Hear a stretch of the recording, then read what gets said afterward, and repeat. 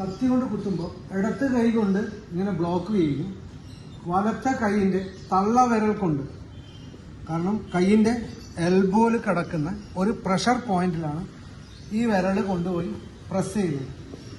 Press ചെയ്യുമ്പോൾ തന്നെ ശരീരത്തിൻ്റെ പ്രഷർ പോയിന്റ് ആയതുകൊണ്ട്, മർമ്മസ്ഥാനം ആയതുകൊണ്ട് കൈയിൻ്റെ വെയിനുകൾക്കുള്ള ശക്തി അങ്ങ് നഷ്ടപ്പെട്ടു പോകും. അസാധ്യമായ പെയിൻ ആയിരിക്കും ഈ സമയം. കത്തി പോലും വിട്ടുപോകും. സ്ഥലം ശ്രദ്ധിക്കുക. ഈ കൊട്ടിൻ്റെ 1 ഇഞ്ച് മുകളിൽ ഇങ്ങനെ ഒന്ന് പ്രസ് ചെയ്താൽ കൈയുണ്ട്.